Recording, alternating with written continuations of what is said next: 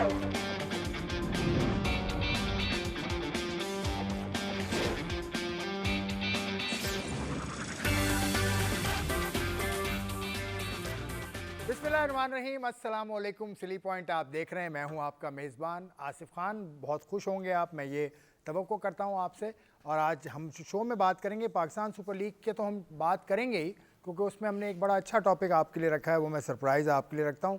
पाकिस्तान की test squad Bangladesh में मौजूद है, प्रैक्टिस कर रही है, ट्रेनिंग कर रही है। आज फुल स्क्वाड ने ट्रेन किया, जिसमें खुर्रम शहजाद भी शामिल थे, बाबर आजम भी शामिल थे, जो कि पेशावर ज़ल्मी के दोनों ही नुमाइंदे थे। तो ये पहुंच गए बांग्लादेश और वहाँ इन्होंने ट्रेनिंग की। उसके बाद और भी बातें हम करेंगे, हमारे पास बहुत कुछ है आज भी डिस्कस करने के लिए। मेरे मेहमानों से आपका तारुफ, सबसे पहले स्टूडियो में मेरे साथ मेरे दाएं जाने बैठे हैं तनवीर अहमद साहब। अस्सलाम वालेकुम। क्या लिख रहे हैं यार? ये ज़रा लिख रहे हैं कुछ, जाहिर बात है शो थोड़ा डिस्कस करेंगे ना बहुत सी चीज़ें यार। चले, अब हर चीज़ आपको बता देंगे तो फायदा मेरी तो नज़र होती है हर चीज़ पे नज़र। तभी आपने चश्मा लगा के बैठ गए। चश्मा देखें, चश्मे की बात बता दी है मैंने आपको। चलें आगे बता दूंगा, ब्रेक में बताऊंगा या प्रोग्राम के बाद इनको तफसील से मैं बता दूंगा। इनके साथी हमारे साथी प्रोग्राम में मौजूद हैं। अब्दुल गफ़ार साहब एनालिस्ट हैं, बड़े शानदार एनालिस्ट हैं, उसके अलावा होस्टिंग भी करते रहे हैं। कैसे हो भाई? मैं बिल्कुल ठीक। अस्सलाम वालेकुम आसिफ साहब एंड तनवीर भाई, और एक सरप्राइज गेस्ट का तारुफ दिल से बोला इनके साथी नहीं इनके हमारे साथी। मैं वैसे आपसे पहले इनका बहुत पुराना दोस्त हूँ, 18 साल पुराना। चलो ये देखिए, इन्होंने जिस तरह बोला इनके साथी, ये अभी अपने साथी को भी बताएंगे कौन से आपके साथी। भाई साथी मैंने तो नहीं बोला, उसने कहा है साथी। अच्छा। उसने कहा है साथी। अब ये लिख क्या रहे हैं? मैं उसी के जो लिखा उसको डार्क कर रहा हूँ थोड़ा। डार्क करें। चलें, पाकिस्तान की टीम बांग्लादेश पहुंच गई भाई। आज तो बाबर आजम, खुर्रम शहजाद, इन सब ने ट्रेनिंग की। पाकिस्तान की स्क्वाड शान मसूद है, सऊद शकील है, बाबर आजम है, अब्दुल्ला फजल, अजान उवैस, इमामुल हक, कामरान गुलाम। विकेट कीपर्स में मोहम्मद रिजवान हैं, गाजी गौरी हैं, सलमान अली आगा ऑलराउंडर, अम्माद भट्ट ऑलराउंडर, शाहीन शाह अफरीदी, नसीम शाह, हसन अली, खुर्रम शहजाद, अबरार अहमद, नुमान अली, साजिद खान, मोहम्मद अब्बास। पाकिस्तान की स्क्वाड आपको कैसी लगती है बांग्लादेश में? देखिए, सबसे पहली बात तो ये है कि ये जो गाजी गौरी टीम में आए हैं, इनके ऊपर मैं जाहिर सी बात है मेरी अपनी ओपिनियन है। ये मैं बता दूं, बोल दें। इस दफ़ा जो डिपार्टमेंटल फर्स्ट क्लास हुआ है उसमें सेकंड हाईएस्ट रन स्कोरर है। ठीक है सर, सिर्फ डिपार्टमेंट तो लेटेस्ट वही था फर्स्ट डिपार्टमेंट की। इन्होंने सुन लेना, देखें ये मेरा अपना ओपिनियन जो गलत भी हो सकता है। डिपार्टमेंट क्रिकेट में कितने मैच खेले उन्होंने? डिपार्टमेंट थे 7, तो 6 मैचेस खेले उन्होंने। कितने रन किए? नहीं 6 नहीं, मेरे ख्याल शायद ज़्यादा थे, या 6 थे। 6 मैच तो थे ना, 600 उसके बाद फिर फाइनल था। नहीं ज़्यादा थे, 600 शायद कुछ रन किए। हाँ करीब। ठीक है। और फर्स्ट क्लास का सिर्फ एक मैच खेले, फर्स्ट क्लास डिवीजन वाला एक मैच खेला। साद बेग ने 1000 रन किए, फर्स्ट क्लास के 10 मैच खेले, उसके बाद 7 मैच उसके खेले। बेहतरीन। 1000 रन करने वाला 1400 रन है टोटल। 1000 रन किए फर्स्ट क्लास में। कीपर है जी बिल्कुल, 7 विकेट की बात। सॉरी, ओके, 7 विकेट जो है ओपन करता है। ठीक है, ओपन ठीक है, जो भी लेफ्ट हैंडर है, ओपन करता है। 3-4 साल हो गए ना ओपन करता है। ठीक है, फिर उसके बाद रोहिल नज़ीर भी तो आता है ना। ठीक है, तो बात ये है कि यहाँ पे आपने ओपन की बात की, यहाँ चलता है ओपन कौन है, नीचे कौन है, मिडल ऑर्डर पे देखो फर्स्ट क्लास में आपने बात की तो 19 साल का है। तो ठीक है ना, रोहिल नज़ीर की भी तो कब से बातें हो रही हैं भाई, उसको भी क्यों नहीं प्रॉपर चांसेस देते? उसको भी तो प्रॉपर चांसेस। रोहिल नज़ीर का फर्स्ट क्लास अगर रिकॉर्ड देखिए, मैं इस फर्स्ट क्लास में उसने रन नहीं किए उतना। देखिए मेरी बात सुने, मैं इस चीज़ को तो मानता ही नहीं। कोई अगर मुझे ये कहता है ना कि इस फर्स्ट क्लास में फलाने ने कुछ नहीं किया तो टीम में नहीं आया, तो भाई पिछले 3 फर्स्ट क्लास में अगर कोई रन कर रहा था उस वक्त टीम में क्यों नहीं आ रहा था? तो मेरा सवाल ये है। ठीक है, मेरा ये मतलब नहीं है कि गाजी गौरी के हम अगेंस्ट है, नहीं। मैं सिर्फ कह रहा हूँ कि यार एक साद बेग ने अगर इतने रन किए हैं, जिसके 17 मैचेस में 1400 रन है, और जिसके तकरीबन 7-8-9 मैचेस जो भी हैं उसमें 600 कुछ रन है, वो कैसे टीम में आ गए? तो इसमें किसकी जगह आता था? साद बेग विकेट कीपर, जाहिर बता, गाजी गौरी विकेट कीपर नहीं, वो ओपनर है ना यार। वो शान मसूद की जगह आता, वो शायद सऊद शकील की जगह आता, अब्दुल्ला फजल की जगह आता, इमामुल हक की जगह आता। नहीं तो क्या साद बेग क्या ओपन करता है? नहीं, साद बेग नीचे के नंबर पे नहीं खेल सकता। मुझे नहीं पता, वो खेला तो नहीं अभी कराची किंग्स के साथ जब वो खेल रहा था तो नीचे के नंबर पे खेला तो है, मिडिल ऑर्डर। लेकिन white ball and red ball अलग चीज। नहीं वाइट वो रेड का चक्कर नहीं है ना। क्या बाबर आजम ने टेस्ट मैच में ओपन नहीं की? बाबर आजम ने ओपन की, लेकिन अभी तो बाबर आजम का जो एस्टैब्लिश नंबर है उस पे खेल, मतलब यहाँ सब चलता है भाई। यहाँ या तो एक तरीके से कोई चीज चल रही हो ना, बंदा बोले नहीं आ रही है, नहीं। यहाँ जब एक चीज सब चलती है तो फिर साद बेग का नाम आना चाहिए। दूसरा, दूसरा मोहम्मद अब्बास का नाम आया, ठीक है, बिल्कुल सही आया, लेकिन मेरा सिलेक्टर से सवाल आया क्यों नाम आया। मेरा सिलेक्टर से सवाल है क्यों नाम आया। आप तो कहते हो फ्लैट विकेट का बॉलर ही नहीं है। प्रेस कॉन्फ्रेंस में निकाले ना सबकी, सही कह रहे हैं, सही इनके कह रहे हैं, प्रेस कॉन्फ्रेंस निकाल के चलाया भी करें। सही कह रहे हैं, कि भाई यही लोग जब बैठे हुए थे यही कहते थे साउथ अफ्रीका का बॉलर है। साउथ अफ्रीका गया जब इंग्लैंड सबने का बोला कि यार क्या बॉलिंग कर दी, इतने अरसे बाद आया, लंबी बॉलिंग कर रहा, सब कुछ कर रहा, तो अब ये बात कैसे आ गया।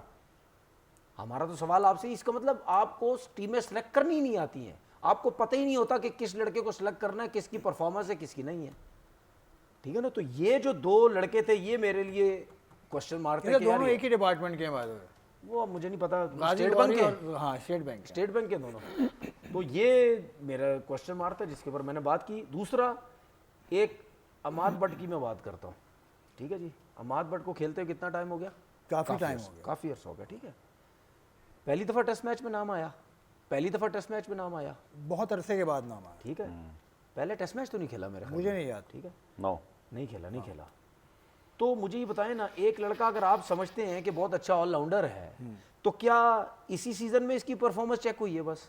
कहाँ था उससे पहले, कहाँ था, क्यों नहीं किसी की नजर पड़ी? भाई अगर आप कहते हैं ना कि यार ये अच्छा ऑलराउंडर है, या ये जो सिलेक्शन कमेटी है इन्होंने भी क्रिकेट खेली हुई, उससे पहले वालों ने भी क्रिकेट ही खेली है ना, कुछ और तो नहीं खेला, क्रिकेट ही खेली हुई थी, तो उनको नजर नहीं आ रहा था कि यार अगर अमाद बट अगर फर्स्ट क्लास में खेल रहा है, बॉलिंग भी करता है, बैटिंग भी करता है, तो इसका नाम एज ऑलराउंडर आना चाहिए, क्योंकि हम तो वैसे ही रो रहे हैं एज ऑलराउंडर, तो वैसे ही हम रो रहे हैं कि यार हमारे पास ऑलराउंडर नहीं है, ठीक है। तो कहने का मकसद ये है कि अगर आप इसको सिलेक्ट कर रहे तो आप कितने अरसे बाद सिलेक्ट कर रहे हैं, 30-31 साल का तो हो गया मेरे ख्याल में ये भी, तो आपने अगर 2-4 साल जो इसका जाया किया, या आप समझते थे कि यार ये टीम में आ सकता था, हमारे पास टेस्ट क्रिकेट के अंदर कोई ऑलराउंडर नहीं है, ठीक है, जिस तरह आपने अनवर अली को जाया कर दिया, इतना टॉप का ऑलराउंडर था आपका, फिर उसके बाद आमिर जमाल के साथ जो आप कर रहे हैं, ठीक है, क्या मतलब इनके साथ भी वैसे ही करना था? आमिर जमाल तो अभी जलमी के साथ भी नहीं खेला, नहीं खेले ना, तो जलमी ने भी ज्यादती नहीं की, जलमी ने ज्यादती नहीं की, ज्यादती पाकिस्तान टीम में हुई, इन्होंने जब ऑस्ट्रेलिया के अंदर खेले उन्होंने परफॉर्मेंस दी, उसके बाद जब आप पाकिस्तान टीम से नहीं मैचेस खेलते ना, जब आपको नहीं खिलाया जाता, तो फिर फ्रेंचाइजीज हो गई आपकी। अब आपके सामने क्या नाम है उसका, साजिद खान, उसने क्या स्टेटमेंट दिया अपना मीडिया से बात करके कि यार मैं पीएसएल को क्या बोलूं, मैं फ्रेंचाइज को क्या बोलूं, मुझे तो अपना पेशावर नहीं खिलाता। उसकी वजह होती है, आपको या पाकिस्तान टीम में नहीं खिलाया जाता तो आपको फ्रेंचाइजीज या वो नहीं पूछती, आपके रीजन नहीं पूछते, ठीक है, या आपके रीजन अगर आपको नहीं खिलाते तो आपको फ्रेंचाइजीज नहीं पूछती कि यार इनको ये लोग तो खिला नहीं रहे तो हम क्या करें खिला के। प्रॉब्लम ये है कि थोड़ी सी आगे बढ़ाता जमाल के साथ वो आपको पता है, आगे बढ़ाता हूं, पहले वो चीफ सिलेक्टर भी रहे हैं साबिक, वो हमारे साथ हैं, मोहम्मद वसीम भाई, अस्सलाम वालेकुम, कैसे हैं, खैरियत से? अल्हम्दुलिल्लाह। ये तनवीर ने सवालात कुछ उठाए कि अब्बास को आप सिलेक्ट किया, उसके अलावा गाजी गौरी क्यों सिलेक्ट हुए, और उसके अलावा अमाद बट इतना देर से क्यों सिलेक्ट हुआ, उसके अलावा इनका ये भी कहना है कि आमिर जमाल सिलेक्ट नहीं होते क्योंकि आप सिलेक्टर रहे हैं अभी रिसेंटली, आप इन बातों का जवाब दे पाएंगे? देखिए उसमें जो सरप्राइजेज है ना कि आई थिंक 4-5 लड़के या शायद 6 लड़के ऐसे हैं जो कि लास्ट आपकी जो सीरीज थी उसका वो हिस्सा थे, वो बगैर खेले बाहर हो गए, तो ये कुछ समझ से बाहर चीज। अभी आमिर जमाल का आपने जिक्र किया, अभी वो भी स्क्वाड का हिस्सा था, वो अब इस टीम का हिस्सा नहीं है। इस तरह और प्लेयर्स भी जिनको मौका नहीं मिला वो बाहर हो गए। कुछ लड़के आई थॉट के जिन्होंने डिसेंट परफॉर्म किया, लाइक्स ऑफ अब्दुल्ला शफीक की लास्ट सीरीज उसकी मैंने 150 140 2 मैचों में ऐसा था। तो कुछ सरप्राइजेज जो है ना वो नजर आ रहे हैं जी कि किस तरीके से ये हुआ है। अब जहाँ तक अब्बास वाली बात है तो मेरे ख्याल में जो मुझे लग रहा है कि लॉजिक यही हो सकती है जी कि वहाँ पे शायद वो स्विमिंग ट्रैक एक्सपेक्ट कर रहे हैं कि वहाँ पे वो तेज पिचें बनाएंगे, घास वाली पिचें होंगी तो अब्बास वहाँ पे इफेक्टिव हो सकता है, क्योंकि अगर वहाँ पे वही टर्निंग पिचेस होती हैं या स्लो पिचेस होती हैं तो ओबीसी फिर तो उनकी मतलब क्वेश्चन मार्क रहेगा सिलेक्शन के ऊपर। बट आई थिंक के थोड़ा सा अंदाजा हो गया था इनको कि वहाँ पे पिचेस कैसी होंगी, क्योंकि अभी हमने भी ये एक्सपेरिमेंट किया था जी कि हमने उनके खिलाफ बनाई थी घास वाली पिचें और हम टेस्ट मैच भी हार गए थे उनसे, तो शायद वो एरिया कवर करने के लिए। बाकी जहाँ तक कीपर्स की बात है, देखिए सिलेक्शन का क्राइटेरिया अगर आपने सिर्फ रखा हुआ जी कि हमने करना है जो परफॉर्मर्स हैं आपके उसमें, तो वो तो बस साथ दे के साथ कोई नहीं आता। लेकिन फिर मैं कहूँगा कि नंबरिंग हम ना एकदम चेंज कर देते हैं कि चलें जी, अब गाजी से पहले अगर हम देखते हैं कि 7 था, तो 7 से पहले फिर बात वही है, रोहिल नजीर भी था ना आपका, रोहिल नजीर लास्ट आपका स्क्वाड का हिस्सा था, मैच भी नहीं खेला, वो बाहर कैसे हो गया? मतलब बगैर खेले कोई बाहर हो जाए ना, ये समझ से बाहर आती है चीज़। ये या तो हो ना कि स्क्वाड छोटा हो गया हो तो ठीक है, जिसमें जगह नहीं थी तो लड़के कम करने पड़े हैं, लेकिन स्क्वाड भी आपका पूरा हो और उसमें से लड़के ड्रॉप हो जाते हैं। चले पुराने लड़के ड्रॉप हों, फिर भी बंदा कहता है जी कि चलें जी, शायद यंगस्टर्स को चांसेस देने के लिए उनको ड्रॉप किया गया है, लेकिन वो भी कोई पॉलिसी उस तरह की भी वो समझ नहीं आ रही है। तो आई थिंक ठीक कुछ है, लड़कों के साथ तो ठीक है। डेफिनेटली जाती है कि गफ्फार, यार नहीं। जो सिलेक्शन कमेटी है पहले कोई और थी, अब कोई और सिलेक्शन कमेटी, तो ये वजह होती है ना, change of mind, change of strategy. आपके क्या इस सूरत हाल पे क्या कहते हैं आप? ये वाली सिलेक्शन कमेटी वैसे चैंपियंस ट्रॉफी से ही तकरीबन चल रही है, क्योंकि आकिब जावेद तो उस वक्त भी मौजूद थे, इसी तरह मैं असद शफीक को काफ़ी अरसे से देख रहा हूँ। मिसबा तो अभी आए। ठीक है, मिसबा भी आए हैं, लेकिन उससे पहले मुझे याद है अब्दुल रज़ाक थे शायद और वहाब रियाज, वो 2 गए 2 बच गए। देखें, ये जो टीम की सारी बातें हो रही हैं ना, इसमें हम बहुत पहले भी बात कर चुके हैं। मैं फिर वो मुद्दा, सिर्फ चूँकि आज हम इसको कंप्रीहेंसिवली डिस्कस कर रहे हैं, मुझे इस टीम की सिलेक्शन, चूँकि ऑलरेडी तनवीर ने और वसीम भाई ने बात कर ली, जब आप बगैर एक्सपीरियंस के हेड कोच वो ले जाते हैं ना जो रिसेंटली लड़कों के साथ खेला हो, ये सऊद शकील, शान मसूद, बाबर आजम, सलमान अली आगा, इसी तरह अब्बास, ये सब अभी रिसेंट कुछ अरसे पहले कोई लड़का ऐसा नहीं हाँ, जिसके साथ सरफराज नहीं खेले हुए हैं। ठीक है, ये मुझे समझ में नहीं आती। आप कभी भी ऐसे फैसले नहीं करते, इवन सिलेक्शन में भी दुनिया में एक गैप दी जाता है। यही गलती हमने तब की थी जब मिसबाहुल हक को भी हमने हेड कोच बनाया था, तब भी मैंने ये बात की थी कि उनके पास एक्सपीरियंस नहीं है, वो अभी लड़कों के साथ खेले हुए। इससे होता क्या है, आप यही अंदाज़ा लगाए ना कि आप ड्रेसिंग रूम का माहौल क्या होता होगा। एक ऐसा खिलाड़ी जो आपके साथ रहा है, गौतम गंभीर भी हैं वहाँ पे। गौतम गंभीर के ऊपर भी गौतम गंभीर के ऊपर भी बात हुई, लेकिन उनके सीनियर चंद ही थे, 2-3 ही थे। उसमें भी देखें, विराट कोहली रोहित शर्मा के साथ बुरा हुआ ना, फिर इसीलिए वो सवाल उठे ना फिर कि विराट कोहली जब कैप्टनसी उनकी गई, रोहित शर्मा को जब T20 से परफॉर्मेंस तो अच्छी दे रहे हैं ना, परफॉर्मेंस अच्छी दे रहे थे, लेकिन उसके बावजूद विराट कोहली की कैप्टनसी गई, रोहित शर्मा को T20 छोड़ना पड़ा। और अब विराट की कैप्टनसी उस वक्त वो कोच नहीं थे, राहुल द्रविड़ कोच थे। नहीं, उसके बाद भी जो वाकयात हुए जिसमें फिर उनको, आपको याद है कि जब उनको फॉर्मेट छोड़ने पड़े, रिटायरमेंट, यही प्रॉब्लम आता है क्योंकि आप गैप रखते हो। एक तो मेरा ये पॉइंट, ये मेरा पॉइंट बरकरार रहेगा, क्योंकि ना तो उनके लिए हमने कोई इंटरव्यूज हुए इंटरम, हम हर वक्त इंटरम, मोहम्मद हफीज डायरेक्टर वो इंटरम थे, उनका कोई कोचिंग एक्सपीरियंस नहीं था, वो डायरेक्टर बन गए थे। सर वो हेड मसला कोच ये है थे कि नहीं। कुछ रखने के लिए, डायरेक्टर अपॉइंट करने के लिए या हेड कोच अपॉइंट करने के लिए बैटिंग कोच गैर एलानिया क्यों करते हैं? आपको करना पड़ता है ना। नहीं, गैर एलानी भाई क्यों आपके करते हैं? यहाँ और क्रिकेट बोर्ड के अंदर बहुत सारे लोग हैं जो मतलब ऑफिशियल पोस्ट से बैठे हैं, लेकिन उनकी ऑफिशियली इस तरह की पोस्ट नहीं है, तो वो भी गलत है ना, क्योंकि इश्तहार देना पड़ता है। मैं ये कह रहा हूँ। देखिए, इससे पहले जब आपने एक डायरेक्टर लाया, उनको हेड कोच गैर एलानिया बनाया।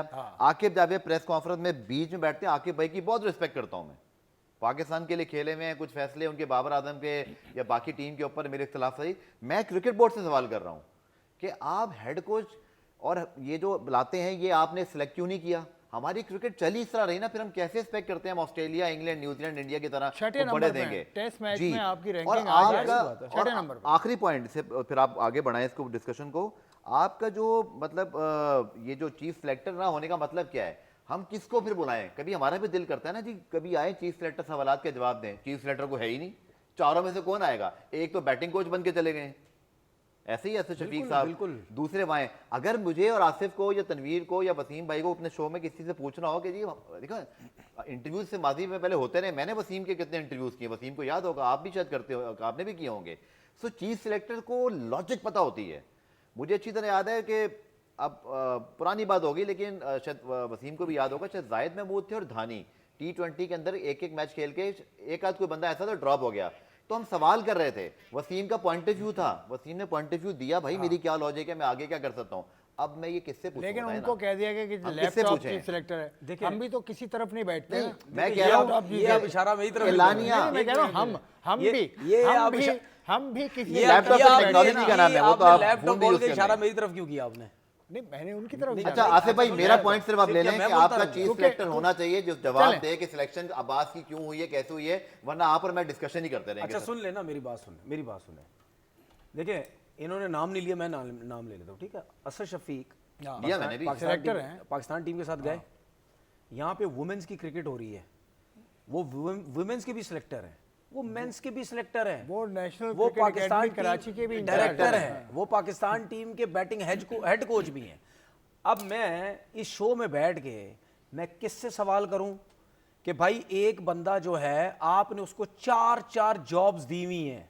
अब मैं ये नहीं कह रहा कि आप पैसे चारों के दे रहे होंगे, ठीक है, शायद पैसे एक ही के मिल रहे हो, काम वो 4 दिए हैं, क्यों ये पता चल लेंगे, क्यों पता 4 लेंगे। दिए हैं, क्यों 4 दिए हैं? वजह ये कि इस वक्त कोच अपॉइंट करने का टाइम नहीं है, तो फिर- इश्तिहार देना पड़ेगा। तो बहुत फिर पीछे एक मेरे मिनट ना साथ सुन कोई लेना, नहीं है, बहुत पहले कहना चाहिए था। इसका मतलब ये है आपकी कि बात नहीं इसका है। मतलब ये है, उससे पहले PSL इसका और मतलब दूसरे सुन लेना, मामलात भी इसका थे। मतलब सिंपल सा ये है कि हमारा उसका अलग डायरेक्टर है। इसका मतलब सिंपल सा ये हमारा सिस्टम बहुत पीछे है। हम काम ही तरीके से नहीं कर रहे, हम मेरिट पे काम ही नहीं कर रहे, हम बहुत पीछे हैं। फिर लोग बहुत आगे चले गए। लोग अगर आज किसी को रखना है वो 5 साल पहले सोचेंगे आज किसको रखना है, ठीक है ना, वो पहले सोचते हैं 5 साल पहले हमने क्या तरीकेकार रखना है, क्या नहीं करना। इसमें मेरा एक सही पॉइंट, है। अजहर महमूद भी एक पॉइंट, अजहर महमूद भी इंटरिम हेड कोच थे। दूसरी बात ये जाहिर है है, पहले तो उस आकिब वक्त भी से वो थे। प्रोसेस आपने देखिए, छोड़ा हुआ है एक यार। बात तो आपने सवालों का है। सुन ये ले, तो सुन सवालों ले, के जवाब एक बात देंगे आप वो, सुन ले, जो जिम्मेदार हैं। सुन ले बिल्कुल। मेरी बात यार देखिए, हम तो बोल के थक गए, किसी को कुछ समझ नहीं आती ना कोई सुनता है बात, ठीक है। सुन ले, बात ये है, आपने भी गौतम गंभीर की बात की ना, हाँ। कि गौतम गंभीर के साथ विराट कोहली भी खेला, यही बात की, रोहित शर्मा सॉरी शर्मा भी खेला है, भाई, विराट कोहली भी खेला। जब गौतम गंभीर आया उस टाइम इनकी क्रिकेट स्टार्ट हुई थी, ठीक है। क्या मतलब, जब इनकी क्रिकेट स्टार्ट हुई या इन्होंने खेलना शुरू किया, गौतम गंभीर उसी टाइम हेड कोच बन गया था। अगर वो 10-10 15-15 साल खेल रहे तो 10-15 साल बाद अगर गौतम गंभीर आ रहा है तो इसमें आप ये नहीं कह सकते कि गौतम गंभीर इनके साथ खेला था, ठीक है। प्रॉब्लम उस टाइम, क्योंकि वो गया, उसने कोचिंग की, जो भी की, फ्रेंचाइज के काम, अपना काम करता रहा, सब कुछ करता रहा। उसके बाद 10-15 साल बाद अगर आया तो उसका कसूर थोड़ी है कि विराट कोहली अभी भी खेल रहा है या रोहित शर्मा अभी भी खेल रहा है। ये तो उनकी एबिलिटी है, 15-15 साल से खेल रहे ठीक हैं। ये कोई सरफराज की तरह थोड़ी है कि अभी क्रिकेट छोड़ी, सब कुछ किया। देखें, बात ये होती है कि अगर आप फॉरेन क्रिकेट छोड़ते हैं और उन्हीं लड़कों के साथ खेलते हैं तो आप आते हैं तो आप फिर सख्त फैसले नहीं कर सकते हैं। आप इतना इजी नहीं होता। आप फिर उनके साथ ट्रेनिंग भी करेंगे, आप उनके साथ उठे बैठेंगे भी, ठीक है। आप स्ट्रॉन्ग फैसले उनके अगेंस्ट ले ही नहीं सकते, ठीक है। अब मुझे एक बात, एक सिंपल सी चीज बोल रहा हूं, अगर यही सरफराज 10 साल बाद आए और बाबर आजम भी खेल रहा हो, ठीक है, तो 10 साल बाद आके जब वो हेड कोच बनेगा तो वो फैसले अपनी मर्जी से करेगा, स्ट्रॉन्ग फैसले करेगा, क्योंकि उनके मिलने मिलाने, उठने बैठने में, ठीक है, वो गैप आ चुका होता है। ठीक है, तो ये चीजें हमारे लोगों को समझने की जरूरत है, लेकिन वो समझते नहीं है। वसीम भाई, थोड़ा सा डिस्कशन को आगे बढ़ाता हूं मैं, लेकिन ये पॉइंट जो तनवीर कह रहे हैं, गफ़ार कह रहे हैं कि सरफराज अहमद हैं, उनके अलावा असद शफीक हैं, उमर गुल तो चले ठीक है, वो तो कोचिंग करते चले आ रहे हैं। तो असद शफीक की अपॉइंटमेंट, सरफराज की अपॉइंटमेंट, आप भी एतराज़ करते हैं या आपका पॉइंट डिफरेंट है? देखिए, इसमें अभी आपने भी शायद कहा कि अभी वो कोच अपॉइंट नहीं कर सकते या इतना टाइम नहीं है, तो इस वजह से शायद असद शफीक को रखा गया है।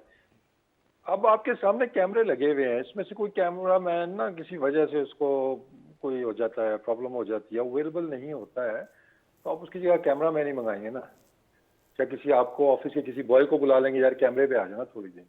तो आपका जो पूरा एक नेटवर्क है कोचेज का पूरे पाकिस्तान के अंदर, उनका क्या कसूर है कि जब कोई इस तरह की पोस्ट आती है या इंटरम चाहिए तो why not pick a coach from your domestic cricket, जो भी आपका बेस्ट कोच है, जो भी आपका है, आप वहाँ पे आपकी लाइनें लगी हुई हैं, लेकिन जब अपॉर्चुनिटी की बात आती है तो आप फिर वो पैराशूट लगा देते हैं। तो आई थिंक ये जाती है, सिस्टम के साथ जाती है और कोचिंग के साथ जाती है कि जो 15-15 साल 20-20 साल जिनको हो गए हैं कोचिंग करते हुए, उनका यही ड्रीम होता है ना कि ऊपर आए।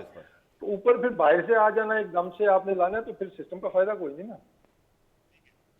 तनवीर, यार डोमेस्टिक से कोच, ये अच्छी यार बात ये तो बैटिंग कोच कह रहे हैं ना, मैंने तो बोला है नेशनल क्रिकेट डायरेक्टर भी आपका वो बनना चाहिए जिसने लेवल 4 कोचिंग कोर्स किया और वो डोमेस्टिक का बंदा हो। नहीं बोल चुका आपने सब की तरह ना? नो, आकिब जावेद की Level मैं 4 बात नहीं कर रहा यार। कोचिंग कोर्स किया हुआ आकिब जावेद को भी साइड पे करें ना, बार बार आकिब जावेद बोलते हैं, छोड़े लेवल 4 कोचिंग सुने कोर्स ना, आपने उनकी कहा, बात ना उससे करें ना, मुझे याद है। उनकी बात ना शाहिद करें। असलम है, वो हैं, देखिए, बहुत बहुत के साथ नहीं है ना। लोग हैं यार, बहुत लोग हैं टीम के साथ कौन है? बहुत लोग हैं जो डायरेक्टर भी बन सकते हैं, सब कुछ हो सकता है, ठीक है। नेशनल क्रिकेट एकेडमी में आप इन लोगों को लेके आए, ठीक है। पाकिस्तान टीम में भी मैंने कितनी दफा बोला है, आपके पास बहुत बैट्समैन है यार। आप, मैं जहूर इलाही का कितनी दफा बोल चुका हूँ यार, वो कितना टॉप क्लास का बैट्समैन वो बंदा रह चुका है, ठीक है। वो अपने दौर पे इतनी तेज क्रिकेट खेलते थे T20 के हिसाब से, आपके पास वो बंदा ऑप्शन है।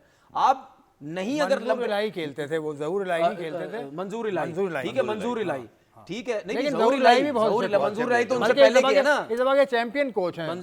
जहूर इलाही की बात करो, वो उनसे भाई बड़े हैं। जहूर इलाही इस टाइम डोमेस्टिक के सिस्टम का हिस्सा है, ठीक है। और बहुत से प्लेयर है यार, चलें, आपके पास और भी आप बहुत क्यों से नहीं प्लेयर लेके हैं आते उनको यार? डोमेस्टिक से प्लेयर्स को आपने रिस्पेक्ट देनी है जो नीचे धूप में खड़े होकर काम करते हैं। सारा साल हमने देखा है, वसीम भी उनमें से एक हैं, उसके अलावा ज़हूर इलाही का नाम लिया, उसके अलावा भी बहुत सारे कोचेज हैं, सबके नाम लेना मुमकिन नहीं है, लेकिन एक ब्रेक लेना मेरे हाथ में मुमकिन है, तो मैं ब्रेक ले रहा हूँ। And I will see you after this break.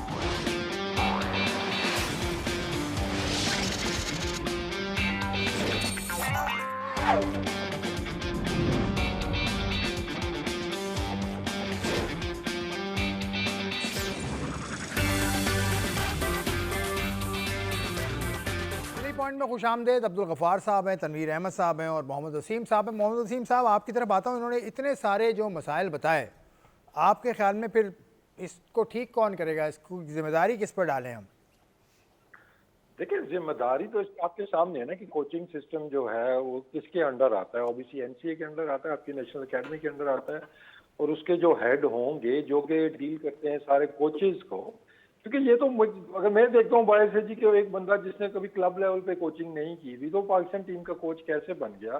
That means कि फिर हमारा जो एनसीए है, जो एनसीए, फिर उसको बंद कर दें आप, क्योंकि वहाँ पे आप कोचिंग तो आप प्रोड्यूस कर नहीं सक रहे हैं, हमें बाहर से लाने पड़ते हैं ऐसे शॉर्टकट तरीके से, फिर सिस्टम ही आपका खराब है ना। और ऑब्वियसली उनके अप्रूवल के बगैर तो नहीं होता होगा ये कोचेज वगैरह, तो फिर ये आपने रखा हुआ है। मैं कोचिंग की हुई है, दोबारा जी वो की थी ना। आप देखिए ना, वो भी उसमें तनवीर, ये देखो अब उसको भी थोड़ा अगर थोड़ा डिटेल से देखते हैं जी कि अभी वो बने अंडर 19 के कोच, और वहाँ पे कोच थे और जो भी आप कहें, लेकिन वो हेड ऑफ द अंडर 19 थे, तो उसको हम इतना नॉन सीरियस लेते हैं कि चले वो अपॉइंटमेंट ठीक थी या नहीं थी, उसको चले हम छोड़ देते हैं, कहते हैं ये ठीक थी। उसके बाद से फौरन पाकिस्तान टीम में ले आए अंडर 19 आपकी, फिर भी यारो मददगार आप वैसे ही होगी। दैट मींस के दैट वाज द प्लान के महीना एक आप अंडर 19 के साथ लगा लो, उसके बाद आप मेरा के साथ आ जाएंगे। तो ये फिर लेबोरेटरी बना दिया ना हमने अपनी जो अंडर 19 टीम की है। अच्छा, मेरा एक सवाल आपसे ये है कि देखिए, आप भी हेड कोच काफ़ी जगह पे रह चुके हैं, आपने काफ़ी हेड कोचिंग की है। मेरा सवाल ये है कि ये चाहे विमेंस के हेड कोच हों, चाहे पाकिस्तान टीम के हों, चाहे किसी भी फ्रेंचाइज के हों, एक हेड कोच को कितना टाइम लेना चाहिए? ये लगता है प्रॉपर आप बोले हाँ यार अब इसने हेड कोचिंग में एक्सपीरियंस है, अब इसको पाकिस्तान टीम का या कहीं पे भी आप लगा दो, वो कितना एक्सपीरियंस चाहिए होता है? लेकिन अगर आपकी जर्नी शुरू से स्टार्ट है ना कि आपने निचले लेवल से स्टार्ट किया, तो फिर आप काम सीख के आते हैं कि पहले आप जो एक्सेस से काम किया, फिर आप सीनियर टीम के अंदर है, क्लासिक के अंदर इतना अर्सा आपने लगाया है, क्योंकि इसमें सब बैट पकड़ना है, लोग करना है, स्मूथ की कोचिंग बस यही हो रही है कि कैरियर करके लो ना, उसमें आपको वो चीज़ है सबसे बड़ी अपनी मैनेजमेंट कि आपने कैसे प्लेयरों को डील करना है। पहले जूनियर लेवल पे आप सीखते हैं, फिर सीनियर में आप आते हैं, वहाँ पर जितना आपको एक्सपीरियंस सौंपा जाता है, और जैसे नहीं कि आप एक टीम चलानी है, आपको एक काम चलाना है। जी वसीम, तफसील के साथ वसीम ने बात की, जो मसाइल हैं उन पर तो बात की, चले इसको हम उठा के रखते हैं, आगे भी कर लेंगे। एक मेरा इस पर पॉइंट है सिर्फ, उन वसीम की कुछ आवाज़ में डिस्टर्बेंस है, तो वो सही हो जाए तो उसके बाद हम कर लेंगे। ठीक है। अभी तो बांग्लादेश की स्क्वाड भी आपके सामने, तनवीर, नजमुल हसन शंतु हैं कप्तान, महमूदुल हसन जॉय हैं, उसके अलावा बहुत सारे लड़के हैं इनके अंदर, मोइनुल हक हैं, उसके अलावा इनमें जो हमें परेशान करता नज़र आएगा, मुझे ऐसा लगता है तस्कीन अहमद अच्छा फास्ट बॉलर है, नाहिद राना शानदार बॉलर है, मेहदी हसन मिराज बड़ा अच्छा बॉलर है। तो बांग्लादेश की टीम, बांग्लादेश में अभी तक हमसे एक ही टेस्ट मैच हारी है, हमने 60 टेस्ट मैचेस जीते हैं, एक टेस्ट हम हारे हैं, पहले वकार की कप्तानी में, उसके बाद मिसबा की कैप्टनसी में, बाबर आजम की कैप्टनसी में। हम जब भी गए बांग्लादेश हमने एक ही मैच हारा है। वहाँ नहीं आ रहे, हम दोनों यहीं आ रहे हैं। हाँ, पाकिस्तान हाँ, वहाँ नहीं आ रहे, अनबीटन है हम। देखिए जब वहाँ एक ड्रॉ हुआ था, एक ड्रॉ हुआ था। देखिए जब हम बांग्लादेश के अगेंस्ट सीरीज 2 मैचेस की सीरीज हारे थे ना पाकिस्तान में, उस टाइम नाहिद राना का किसी के वहम गुमान में भी नहीं था कि यह आके इतना तंग कर देगा हमें, क्योंकि हमने जिस किस्म की पिचेस बनाई थी वो तो हम बोलते रहे कि यार नहीं, हमारे पास वो लेवल नहीं है फास्ट बॉलिंग का। हम जिस तरह चल रहे थे उसी तरह चलाते रहे, लेकिन उसको चेंज किया। उसके बाद नाहिद राणा ने आके जो हमारा हाल किया, ठीक है ना, उसने वो बिल्कुल एक्सेप्शनल नज़र आया। लेकिन इस फ्रेंचाइज में भी हुआ, इस PSL में भी हुआ। अब उसका एक किस्म का ना वो टेका बैठ गया है हमारी टीम के ऊपर कि यार देखो, हमने जब आई थी यहाँ पे बांग्लादेश, उस वक्त भी इसने बुरा हाल किया था। अभी लेटेस्ट PSL ख़त्म हुआ है, वाइट बॉल में भी उसने दौड़ा दिया सबको, क्योंकि वो बिल्कुल एक्स्ट्राऑर्डिनरी हुआ था जब भी वो बॉल कर रहा था। तो अब इसको मैनेज कैसे करेंगे? मैं ये समझता हूँ कि शायद हम ज़्यादा शायद नाहिद राणा पे जा रहे हैं। ठीक है, वो मुश्किल कर सकता है, ठीक है। अब देखना उसकी फिटनेस कैसी है। फिटनेस याद रखिएगा कैसी है, क्योंकि अभी वो PSL में भी खेल के गया, T20 में ठीक ठाक जोर लगता है। फिटनेस वहाँ आपकी जान निकलती है सारी। अब क्या वो सारे टेस्ट मैचेस खेलता है, या पहला टेस्ट मैच खेलता है, या फिर अगला नहीं खेलेगा, अब उसकी फिटनेस के ऊपर है। जब आपकी फिटनेस अच्छी होती, भले जितने भी तेज हो, फिटनेस अच्छी है तो तगड़े बाउंसर आप करेंगे, नहीं होगी तो आप नहीं कर सकते। जरूर इसके ऊपर काम होगा, हुआ भी होगा कि यार इसके बाउंसर को कैसे, बाउंसर को कैसे देखें। अगर आप नाहिद राणा पे भी एक्सपोज हो जाते हैं तो फिर इसका मतलब ये है कि आपने ज़रूर इसके ऊपर काम करना, जो कि हम करते नहीं हैं। हम ज़रूर काम करेंगे। अगर आप टेस्ट क्रिकेट में भी एक्सपोज होते तो इससे पहले हम वनडे क्रिकेट में भी एक्सपोज हो गए, उसके ऊपर जो सीरीज़ खेली हमने बांग्लादेश में, तो इसके ऊपर ज़रूर काम करना है। और हमने ये भी सोचना कि बिल्कुल, चाहे बाबर है, चाहे सलमान है, चाहे शान मसूद है, चाहे इमामुल हक है, चाहे सऊद शकील है, चाहे कोई भी है, अब इनको ये सोचना है कि अगर नाहिद राणा खेलेगा वो नीचे तो बॉल आपको कम ही करेगा। जाहिर बात है उसने पीछे ज़्यादा रखनी है, तो फिर उसके लिए इनको प्लानिंग। ठीक है, नाहिद राणा को अभी आपने क्लोजली देखा, पेशावर ज़ल्मी से भी खेलते रहे, ही इज अ थ्रेट। लेकिन और भी उनके पास बॉलर्स कम नहीं है। तस्कीन है, तस्कीन बहुत अच्छा बॉलर है। इसके अलावा उनकी देखो इसमें उसमें जो बैटिंग है उनकी, मुशफिकुर रहीम, लिटन दास जो साबिक कप्तान है, लिटन दास उनका, उसके अलावा नजमुल हसन शंतू, मतलब बैटिंग भी ज़बरदस्त है बांग्लादेश की। देखें, वो जो हम बात कर रहे थे ना, वर्ल्ड टेस्ट चैंपियनशिप भी एक चिड़िया का नाम है जो हमें पता नहीं है। पिछले ये ICC ट्रॉफी है सर, जिसके फाइनल में आना ज़रूरी है। हमें इसके बारे में कुछ पता ही नहीं है। आप इंटरम हेड कोच एक वर्ल्ड टेस्ट चैंपियनशिप की सीरीज के पहले, भाई अगर तो मैं कौन लगाएगा मेरे भाई, बता दे। मैं आपको एक बात कह रहा हूं, मुझे परेशानी हो रही है बार-बार। मेरा पॉइंट ले लें। जब आप किसी हेड कोच को लाते हैं ना, चीफ सिलेक्टर को लाते हैं, आप रोड मैप पूछते हैं सर। पूरी दुनिया में एक ये होता है कि आप 2 साल के लिए अपॉइंट करते हैं। जब वो इश्तिहार देके लाएंगे तो पूछेंगे ना, 2 साल का अपॉइंटमेंट पूछा। वर्ल्ड टेस्ट चैंपियनशिप की ये सीरीज है, आप ऑलरेडी 5वें नंबर पर हैं। आपको 24 पॉइंट इस सीरीज से उठाने चाहिए असूली तौर पर, और आपको मुझे लगता है कि आप उठा भी सकते हैं ये 24 पॉइंट। लेकिन क्या ये गारंटी है कि सरफराज फिर होंगे नहीं होंगे? ये है आपकी क्रिकेट का नहीं, सरफराज नहीं होंगे। एनीवेज, जो आपने दोनों टीमों की बात की, बहुत इंटरेस्टिंग ये होगा आसिफ के अभी हमें वहाँ नहीं पता, इत्तेफाक से हम तीनों वहाँ मौजूद भी नहीं है, कि पिचेस कैसे बन रही हैं। क्योंकि बांग्लादेश ने पाकिस्तान के खिलाफ जो हमारी हिकमत अमली थी, आपको याद है जैसन गिलिस्पी ने 4 फास्ट बॉलर खिला दिए थे और हम सब परेशान थे। पाकिस्तान में सीरीज हो रही है और आप 4 फास्ट बॉलर खिला रहे हैं। फिर हमने अगले टेस्ट में उससे भी बुरी सिलेक्शन की, बहुत बुरी सिलेक्शन जैसन गिलिस्पी ने की थी। मैं ठीक है, उनको मानता हूँ वो गलत निकाला गया या जिस तरह भी किया, उसके बाद वो वाइट बॉल में भी आपको जितवा कराया। कोच मांग रहे थे इसलिए उनको हटाया गया। लेकिन परफॉर्मेंस उनकी बांग्लादेश सीरीज में मेरे ख्याल में जैसन Gillespie was absolutely responsible along with Shan Masood. बहुत बुरी सिलेक्शन। 7 टेस्ट मैचेस में से सिर्फ 2 जीत पाए। बिल्कुल अपने कोचिंग एग्जैक्टली टेन्योर में जो अप्रैल से शुरू हुआ और दिसंबर में खत्म। बांग्लादेश वाली भी उसमें आप 2 हारे। अब बांग्लादेश की टीम आपके सामने आ रही है। आपने कभी उनसे 2 टेस्ट मैचेस से पहले टेस्ट हारे ही नहीं थे। आप इनको 10 टेस्ट मैच मार चुके थे। आप थोड़ा सा वो अपने फैक्टर लेकर आए कि अगर आपने सिर्फ बांग्लादेश को ही हरा कर पॉइंट्स लेने हैं तो बस फिर क्रिकेट का म्यार यही रहेगा। ठीक है, आपका म्यार ये होना चाहिए कि आप इनको व्हाइट वॉश करें और आगे का सोचें, क्योंकि फिर इंग्लैंड भी आ रहा है, वेस्ट इंडीज भी। अगेन मेरा पॉइंट वही रहेगा, वर्ल्ड टेस्ट चैंपियनशिप का फाइनल खेलने के लिए वर्ल्ड टेस्ट चैंपियनशिप ठीक है वसीम भाई, बांग्लादेश की स्क्वाड आपके पास है। जाने से पहले एक चीज ये देखें, नसीम शाह टेस्ट स्क्वाड के अंदर है नहीं? फिटनेस का पता नहीं है कुछ, फिटनेस को कोई पता नहीं है। PSL में अनफिट हो गया था वो। क्या किसी ने नसीम शाह की फिटनेस देखी है कि यार क्या वो टेस्ट क्रिकेट खेल सकता है? तो है ना, अभी ये तो PSL में अनफिट हो गया था। अभी तो हुआ है अनफिट, तो फिर कैसे, मतलब अगर टेस्ट स्क्वाड में है तो कैसे फिर वो टीम के साथ चला गया? उसकी फिटनेस किसी ने 4 डे टेस्ट मैच के हिसाब से देखी है या नहीं देखी है? तो वो जो सिलेक्टर्स हैं वही मैं अगेन पूछूंगा, जो जिम्मेदार हैं वही बताएंगे इसका। वसीम भाई, बांग्लादेश की स्क्वाड आपके नजर का नाम ले लेना। जिम्मेदार वो है ना जो हेड है, क्या नाम उनका? जो सबके हेड हैं इसका क्रिकेट टीम को कौन अपॉइंट करता है? कौन है? कौन अपॉइंट करता है मुझे बताएं ना। सिलेक्टर तो सिलेक्टर कौन है? सिलेक्टर से ऊपर आपके और जिम्मेदार हैं। नहीं तो सिलेक्टर पहले, सिलेक्टर कौन है जिसने सिलेक्ट की है? सिलेक्टर तो बहुत सारे हैं, कौन कौन? आकिब जावेद, मिसबाउल हक, असद शफीक, ये सिलेक्टर्स हैं। तो इनकी गलती नहीं है कि ये किस साल ये गलती जो है unfit ना, लड़का गलती कैसे है। जा मैं रहा तो है? यही कह रहा हूँ ना, अनफिट कैसे हो सकता है, फिट हो गया हो। नहीं तो अभी नसीम PSL शाह में आखिरी 4 मैच- ओवर की क्रिकेट में अनफिट हो गया, टेस्ट मैच नहीं खेलेगा खेला, क्या? वो उसके बाद खेलेगा? खेला है ना, आखिरी मैच तो खेला कितने मैच खेला? एक ही तो मैच खेला। तो उसमें फिट भी हो unfit हो गए। फिट फिर हो गया ना। उसमें भी घुटना यार गया, ये उसमें भी मैच घुटना गया, वसीम उसमें भी भाई, घुटना गया भाई। वसीम भाई, फील्डिंग करते हुए। वसीम भैया, आप जवाब दें। बांग्लादेश की स्क्वाड आपके सामने है, क्या लगता है आपको? बांग्लादेश और वर्सेस पाकिस्तान, नाहिद राना है, तस्कीन है, और भी उनकी बॉलिंग बहुत अच्छी है, बैटिंग भी बहुत अच्छी है। देखें, एक तो ये कि अब ये बांग्लादेश वो बांग्लादेश टीम नहीं है जिसको एक दौर में होता था यार कि कोई हल्की सीरीज आ गई है हमारी, तो हमने लड़के भी खिला लें फिर भी हम इनसे जीत जाएंगे। ये अब बांग्लादेश की एक तगड़ी टीम है और घर के अंदर तो वो हर टीम को हरा चुकी है, चाहे वो ऑस्ट्रेलिया है, चाहे वो इंग्लैंड है, चाहे वो इंडिया, जो टीमें वहाँ गई हैं उनसे उन्होंने जीतना शुरू कर दिया और अब घर से बाहर भी जीतना उन्होंने शुरू किया है। तो ये एक टफ सीरीज है, ये कोई आपकी आसान सीरीज नहीं है। रिसेंटली हम इनसे मैचेस हारे हुए हैं यहाँ पे, तो टीम उनकी तगड़ी है। और जो कंडीशंस का भी जिक्र हो रहा था, तो आई थिंक फास्ट बॉलिंग उनकी अब हमसे थोड़ा सा वो आगे ही निकल गए हैं। मतलब पहले तो होता था ना, बहुत गैप होता था हमारी फास्ट बॉलिंग का बाकी मुल्कों के साथ। एक नाहिद राना आए हैं PSL के अंदर, उसको कोई मैच नहीं कर सका।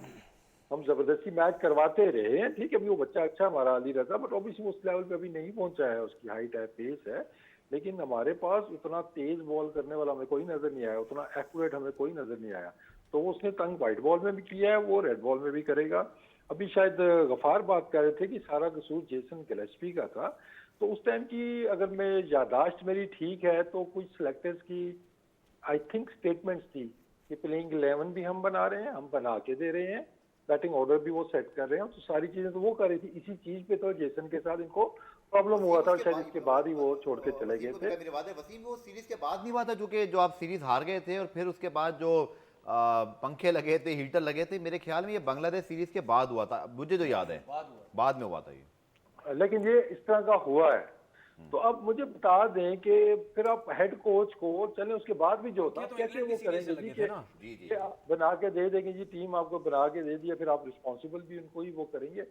तो आई थिंक के अभी इस सीरीज के अंदर अगर हम देखते हैं जी, प्ले तो टीम तो हमारी ठीक है, अब इसमें चले, अब इस पे क्वेश्चन मार्क आते हैं। मतलब अगर हम वो डिटेल से जाएं तो अब्दुल्ला फजल लड़का टैलेंटेड है, लेकिन बात फिर वही आ जाती है ना, क्या वो इंटरनेशनल क्रिकेट के लिए रेडी है, या लाइक्स ऑफ शाहजेब खान जो 2 साल से कर रहा है, हम एकदम से जो नई तरफ चले जाते हैं ना कि ये नया लड़का आ गया, तो भाई जो 1 साल पुराना या 2 साल पुराना हुआ है उसका ज्यादा वो केस बनता है। जैसे कोचिंग की आप बात करें तो ऐड दिया जाता है तो क्वालिफिकेशन के साथ मिनिमम एक्सपीरियंस मांगा जाता है, ये 2 साल एलीट लेवल पे, मतलब नेशनल टीम के साथ। उनको पता है कि जो जिसने नेशनल टीम की 2 साल कोचिंग की भी होगी ना, दैट मीन्स कि वो 10 साल से कोचिंग कर रहा है या 15 साल से कोचिंग कर रहा है, तो उसके बाद नेशनल में पहुंचा होगा। लेकिन उनको क्या पता कि यहाँ पे तो आप 2 महीने में आप बन जाते हैं नेशनल कोच। बहुत मसाइल है भाई, बहुत मसाइल है। गफार को अच्छी खबरों की तरफ आ जाते हैं। विमेन टीम भी कल खेली है जिम्बाब्वे से, 331 रन बना दिए, 330 जो नेशनल स्टेडियम में सबसे बड़ा स्कोर है जी। तो बहुत कुछ हुआ विमेन क्रिकेट में। आप ये भी अब फॉलो करते हैं विमेन क्रिकेट, जब वर्ल्ड कप का ज़माना था तो कर ये स्कोर शीट है, 330 रन पाकिस्तान ने बनाए। उसके जवाब में जिम्बाब्वे की टीम 162 रन पे आउट हो गई। पाकिस्तान की तरफ से परफॉर्मेंस बड़ी अच्छी, सदब शम्स ने ये दूसरी मरतबा 100 करने में नाकाम रही है। 97 पे ये इससे पहले मैच में आउट हो गई थी। सिदरा अमीन ने बहुत शानदार बैटिंग की। नजिया अलवी जो विकेट कीपर है हमारी, उन्होंने बहुत तेज बैटिंग की, 56 रन उन्होंने बनाए। हाँ, फास्टेस्ट 50 फ्रॉम पाकिस्तान। और ये प्रीशियस इनकी बॉलर हैं जो 42 साल की हैं। और बाकी जो इनकी टीम है, सिदरा अमीन वही है जिनको वुमेन्स की बाबर आजम ये अच्छा, इसमें सबको पता है कि T20 वर्ल्ड कप आगे आ रहा है और फिर पाकिस्तान ने आयरलैंड में भी सीरीज खेलनी है। सो ठीक है, मेरे ख्याल में वनडे सीरीज का मोटिव भी होना चाहिए था। आई थिंक सादिया भी बॉलिंग कर रही है, उनका रेस्ट करवाया है। लंबी बात करनी है, एक ब्रेक लेकर आता हूँ, फिर आपसे बात का आगाज करूंगा। बात हम शुरू करेंगे, लेकिन उससे पहले एक ब्रेक है, ब्रेक लेके वापस आता हूँ।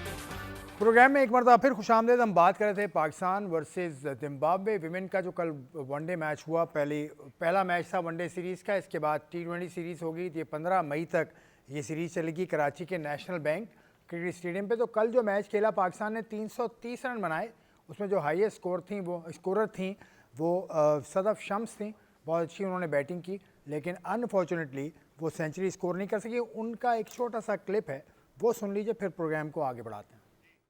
सिंपल चीज़ थी कि अंदर एक दूसरे को बैक कर रहे थे, बॉल टू बॉल खेल रहे थे और शुरू में मेरी लग रही थी, वो मुझे स्ट्राइक दे रही थी और काफ़ी अच्छी पार्टनरशिप रही है। तो सिंपल प्लान ही था हमारा अंदर। बिल्कुल टीम फर्स्ट ही है, सबसे पहले तो रन्स जितने भी हों और कोशिश यही होती है कि टीम के लिए परफॉर्मेंसेस दें। बिल्कुल दुख भी है कि 2 मैचेस हो गए हैं, 100 मिस कर रही हूँ। सो कोशिश करूँगी जो गलतियाँ कर रही हूँ उस पर काम करूँ और इंशाल्लाह कह सकते हैं प्रेशर तो था, पर क्योंकि मेरे माइंड में back of the last match की इनिंग्स भी चल रही थी, क्योंकि वहाँ पे भी 97 पे मैं आउट हो गई थी और आज भी वही माइंड में चल रहा था। तो कोशिश कर रही थी कि उसको बैक करूं अपने आप को, तो बस इस तरह ही।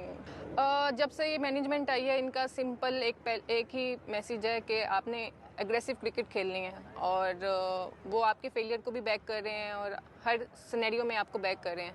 तो बस उसी को बिल्कुल जिस टाइम पे वो बैटिंग गई है, आसान कंडीशन नहीं थी, तो क्रेडिट उसको भी जाता है कि इस हाईएस्ट स्कोर में उसका भी काफ़ी रोल है। बिल्कुल, ये तो सबने परफॉर्मेंस से भी पता चल जाएगा कि काफ़ी ज़्यादा पॉजिटिव है टीम एक दूसरे के साथ और एक दूसरे को काफ़ी ज़्यादा बैक कर रहे हैं। काफ़ी ज़्यादा पॉजिटिव है टीम, एक दूसरे को बैक कर रहे हैं। गफ़ार, आपकी तरफ आता हूँ, लेकिन इन्होंने मुझसे एक सवाल कर लिया। तो इस लड़की ने ये कहा, सदफ शम्स ने, कि मैनेजमेंट बहुत बैक कर रही है। तो मैनेजमेंट को क्रेडिट भी जाता है। 330 रन बनाए पाकिस्तान ने। ये मैनेजमेंट का अब आप भी किसी टाइम जवाब दे दिया करें ना, हर चीज़ हमारे पे क्या छोड़ पूछ देते रहे हैं, क्या पूछ रहे हैं?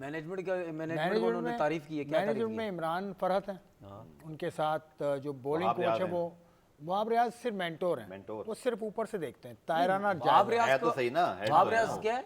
मेंटोर। तो वाब रियाज को तो कभी पता ही नहीं होता ना, वुमेन्स के साथ, कभी पाकिस्तान टीम के साथ, कभी कहाँ पे, कभी आखिरी सेलेक्टर भी हुए थे। हेडक्वार्टर में, कभी किधर, उनको तो कुछ पता नहीं हाँ, होता। तो वो तो ऐसे ही हैं उनको। चले, वुमेन क्रिकेट की मैं एक चीज कहना चाह रहा था कि आपका T20 वर्ल्ड कप से पहले वनडे सीरीज में जितने नए लोगों को चांस मिल जाए लड़कियों को, उतना अच्छा है। क्योंकि फिर आपकी T20 की जब टीम आएगी, ठीक है, चलें ये हम बहस कर सकते हैं कि जिम्बाब्वे से अच्छी कि हमें कोई प्रैक्टिस मिल सकती थी वर्ल्ड क्लास टीम, क्योंकि हमारी टीम एक ही जगह आके फंसी हुई 8वें रैंक की टीम है भाई तनवीर, ये वसीम भी इस बात को मानेंगे कि वसीम के अपने दौर में जो परफॉर्मेंस थी अगेंस्ट ऑस्ट्रेलिया इंग्लैंड, वो रिमार्केबल थी। लेकिन अगर मजमूई तौर पे 4-5 साल में या 8-10 साल में देखा जाए तो हम सेकंड टियर से ही ऊपर नहीं 30 आ पा साल रहे में हैं। देखा जाए ठीक विमेन है? क्रिकेट शुरू हुए चलिए, मैं 97 समझता हूँ से ब्रेक हो थ्रू रही जो हमें मिला था वो गोल्ड हमने जीता, सना मीर वाली फिर एक लेगेसी बनी और वहां से इंडिया की टीम नहीं वुमेन थी। क्रिकेट ऊपर आना शुरू इंडिया की हुई। टीम नहीं थी। बिल्कुल नहीं थी। और T20 world cup will be their litmus test, क्योंकि आप जब आइलैंड जाएंगे वहां से आपने जिन कंडीशंस में खेलना है,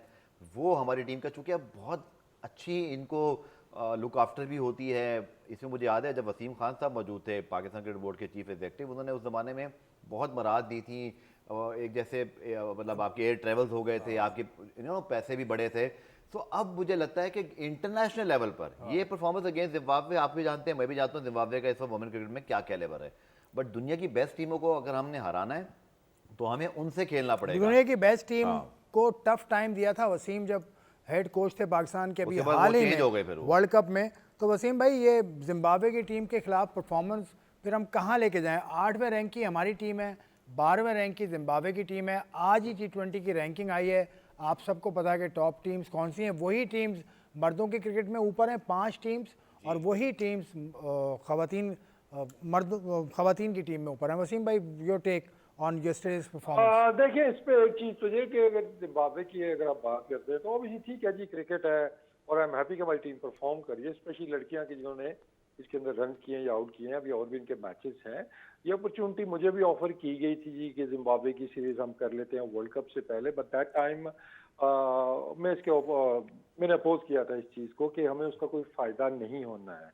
तो मेरे दिन में वो होता ना कि चलो यार मैं ज़रा सीवी अपनी पक्की कर लूँ, ज़रा जिम्बाब्वे को हरा दूँ, इसको हरा दूँ, क्योंकि जो आप मतलब बहुत नीचे लेवल की और रैंकिंग की टीम्स हैं, तो वर्ल्ड कप की तैयारी के लिए तो कोई फ़ायदा नहीं है। हाँ, वैसे बायलैटरल आपकी कोई हो जाती है, वो एक डिफरेंट चीज़ है। चले आपने दूसरे मुल्कों की क्रिकेट को भी प्रमोट करना है तो मैंने उस टाइम पे जिम्बाब्वे की फिर उस टाइम पे भी ऑफर हुई थी, तो मैंने कहा नहीं है ये भी आपने जो एक शरारत करने की कोशिश की है मैनेजमेंट वाला, तो वो अब सवाल नहीं आपने देखा, वो सवाल किया जाता है आपका क्या ख्याल है। और मुझे याद है कि मुझे भी ऑप्शन दिया जाता था और मैंने हमेशा से मना किया था। मैंने कहा ये सवाल आपने नहीं करना प्लेयरों से, आपने उनके मुतालिक जो सवाल करना है वो आप वो करें। नहीं, ये मैंने नहीं किया था सवाल, ये पाकिस्तान क्रिकेट बोर्ड ने भेजी है ये। नहीं नहीं, आपने उसको वो थोड़ा सा इसलिए किया है ना कि वो थोड़ा सा आसिफ होता भाई, है। आपकी इजाजत से मैं एक सवाल क्योंकि वसीम देखिए भाई, मैं वसीम भाई अब कल इसको मैं पता किसी नहीं ने लेट पूछ रहा किससे था। करूंगा कि उस दिन अली रजा का मैं इंटरव्यू सुना है, वो मुझे उससे मतलब काफी दुख हुआ वो सुन के उसका इंटरव्यू, कितना अच्छा वो बॉलर, इतना वो, उसने 15 नाम ले लिए थे कि क्रेडिट देने के चक्कर में, 15 शायद नाम होंगे। हाँ, तो तो हमें ना थोड़ा सा इन चीजों को देखना होगा कि हमने प्रेजेंट कैसे करना है अपने प्लेयर्स को, कि किस तरीके से वो खेलें, किस तरीके से अपने आप को प्रेजेंट करें। तो आई थिंक इस पे थोड़ी सी ना हमें ट्रेनिंग देने की जरूरत है। ट्रेनिंग देने की ज़रूरत है। वसीम भाई कह रहे हैं जिस तरह से आप भी नाम दे देते हैं ना लोगों को, आपने खिताब दे दिए। सिद्रा अमीन बहुत अच्छी प्लेयर है, 2000 से ज़्यादा रन हैं उसके, और इस वक्त पाकिस्तान की नंबर 1 प्लेयर है, नो डाउट। लेकिन आपने उसे बाबर आजम का खिताब दिया था जब वर्ल्ड कप चल रहा था, तो आपकी भी आदत है ये।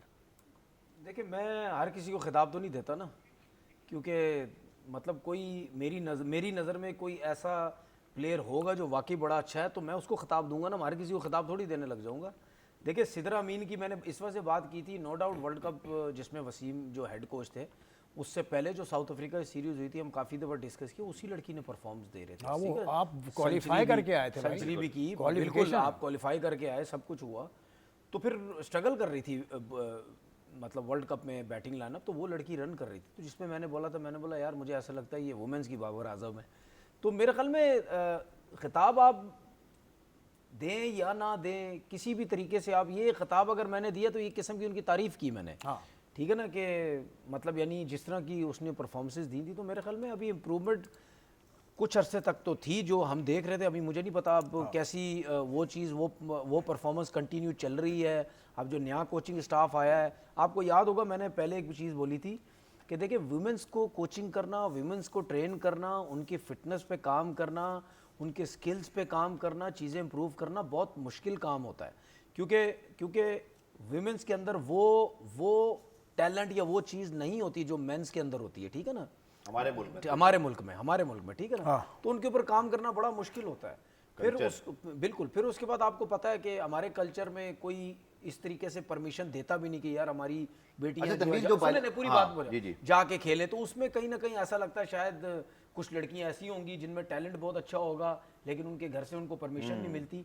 तो जो भी अवेलेबल टैलेंट होता है उसके ऊपर काम करना, हर कोचिंग स्टाफ के साथ एडजस्ट होना, काम करना, ठीक है ना, वो कॉन्फिडेंस होता है। देखिए, लड़कियों के साथ एक कोचिंग स्टाफ, क्योंकि ज़ाहिर कोचिंग स्टाफ मर्दों का होता है, वो जो कॉन्फिडेंस लेवल एक वो होता है ना, वो हर किसी कोचिंग स्टाफ के साथ नहीं होता है। ठीक है, हमने देखा चले बार-बार प्रोग्राम का कि कोचिंग स्टाफ खात्मे चेंज की होता तरफ है। वसीम का लिंक भी खत्म होने वाला है, तो वसीम आपसे बस छोटा सा ये पूछूंगा कि ये सारे जो वबाल हो गया है इसका कोई तो जिम्मेदार होगा, who is responsible in your opinion? ये जवाब किसी की बात नहीं। देखिए, मैं थोड़ा सा इसका मैं ना वुमेन्स क्रिकेट को थोड़ा सा वो कर दूंगा कि अभी आपने जिक्र किया जी कि टॉप 5 पे आपको वही टीमें नजर आ रही हैं जो मेंस में है और इधर भी वही नजर आ रही हैं। दैट मीन्स वो इक्वली ट्रीट कर रहे हैं, दोनों तरफ उनका ध्यान है, एक तरफ फोकस नहीं है, थोड़ी इक्वालिटी है। तो आई थिंक इस चीज़ की हमें थोड़ी सी कमी नजर आती है।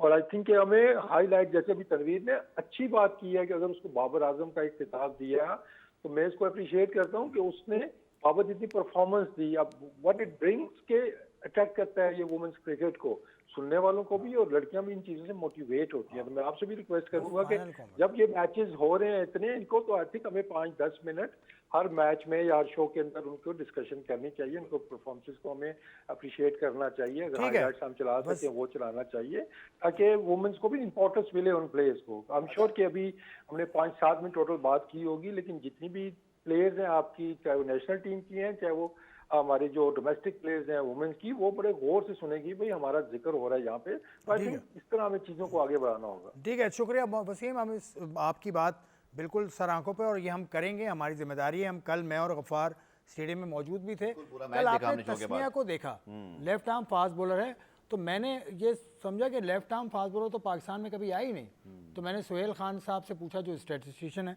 तो उसने कहा पाकिस्तान की तरफ से सिर्फ चौथी लेफ्ट आर्म फास्ट बॉलर है ये।